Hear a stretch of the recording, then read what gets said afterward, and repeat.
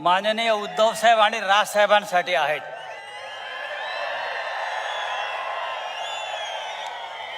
ही एक ऐतिहासिक सभा आहे आणि या सभेमध्ये मशाली पेटलेल्या आहेत. इंजिन पुढे निघालेलं आहे आणि त्या इंजिनाला आणि मशालीला ऊर्जा देण्याचं काम जर कोण करत असेल तर या मैदानात जमलेली लाखो लाखो असे मराठी बांधव, शिवसैनिक आणि मनसैनिक अत्यंत अभिमान बाळगावा अशी ही सभा आहे. माननीय उद्धव आणि राज ठाकरे यांनी आपल्या पहिल्या संयुक्त सभेसाठी नाशिकची निवड केली. यातच नाशिकचं महत्त्व आपल्याला कळलं असेल. उद्धवजींनी आणि राजसाहेबांनी एकत्र येणं ही फक्त राजकीय घडामोड नाही, तर महाराष्ट्राच्या मनातली आग बाहेर पडण्याचा हा क्षण आहे. ही आग आहे आणि दोन राज आणि उद्धव साहेब एकत्र आल्यामुळे ही आग बाहेर काढण्याची संधी आपल्याला मिळते आहे. हे नाशिक आहे. ही नाशिक क्रांतिकारकांची भूमी आहे. ही नाशिक वीर सावरकरांची भूमी आहे आणि ही नाशिक श्रीरामाची सुद्धा भूमी आहे. पण या नाशिकमध्ये जे प्रश्न आहेत ते संपूर्ण महाराष्ट्राचे प्रश्न आहेत. कुंभनगरी, लवकर जिथे कुंभमेळा होईल आणि या कुंभच्या निमित्तानं जो भ्रष्टाचार या नाशिक शहरामध्ये माजलेला आहे तो या हिंदुत्ववाद्यांना शोभणारा नाही. मला आत्ताच कोणीतरी सांगितलं, कुंभाच्या निमित्तानं 50,000 कोटीची कामं निघाली आहेत राजाभाऊ, 50,000 कोटीची. आणि ही सगळी कामं महाराष्ट्राच्या बाहेरच्या कंत्राटदारांना, खास करून गुजरातच्या कंत्राटदारांना मिळत आहेत. मग महाराष्ट्रातल्या आमच्या लोकांनी काय करायचं? नाशिकमधल्या स्थानिक लोकांनी काय करायचं? 50,000 कोटीची कामं गिरीश महाजन नावाचा पालकमंत्री गुजरातच्या ठेकेदारांना देत असेल आणि ही सगळी यादी कोणत्या ठेकेदाराला कोणतं काम द्यायचं हे याची संपूर्ण यादी ही दिल्लीतून आलेली आहे. मला एवढंच सांगायचं आहे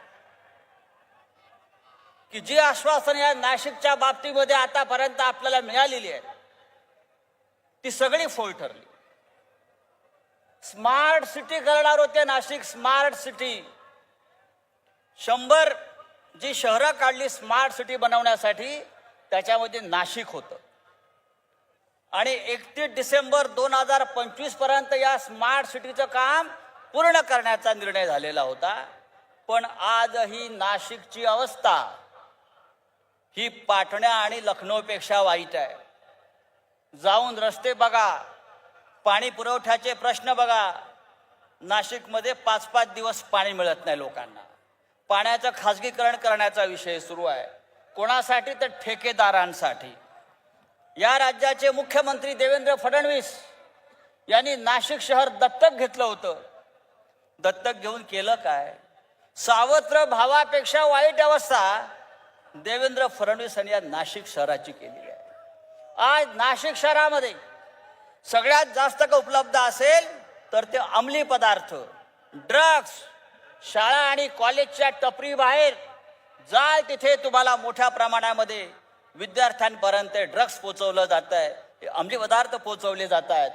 आणि याचा सामना करण्यासाठी शिवसेना आणि महाराष्ट्र नवनिर्माण सेनेनं या नाशिक शहरामध्ये सगळ्यात मोठं आंदोलन उभं केलं होतं. हे मी आपल्याला यासाठी सांगतो, ज्यांच्या हातामध्ये आपण नाशिकची सूत्र गेल्या 10 वर्षापासून दिलेली आहेत त्यांनी नाशिक शहराची पूर्ण सत्यानाश केला, पूर्ण विल्हेवाट लावला.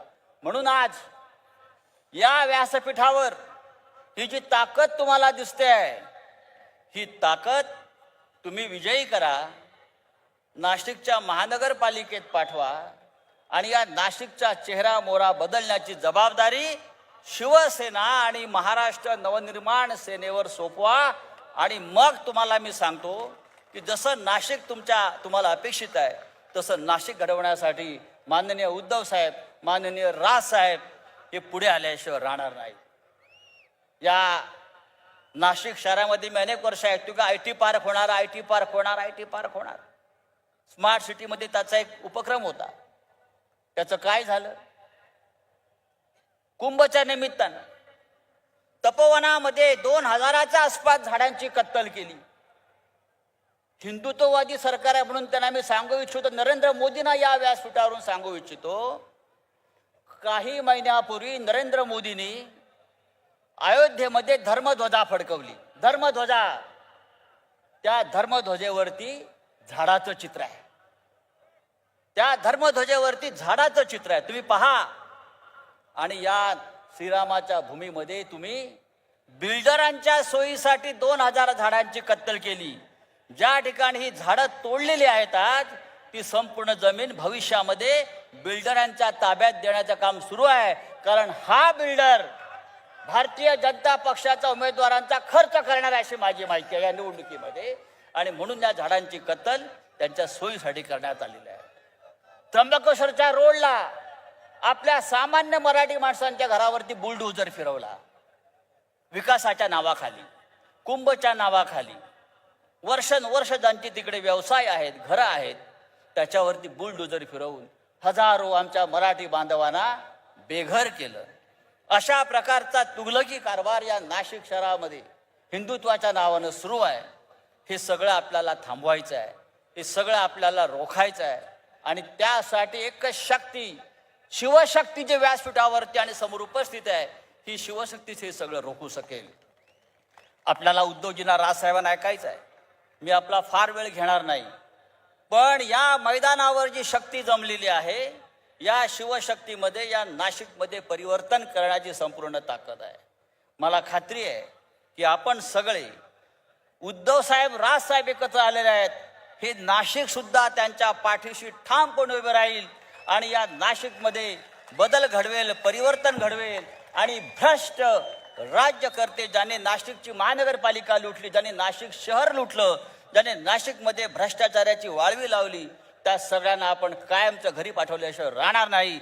इतकंच बोलतो आणि तूर्त थांबतो. जय हिंद, जय महाराष्ट्र.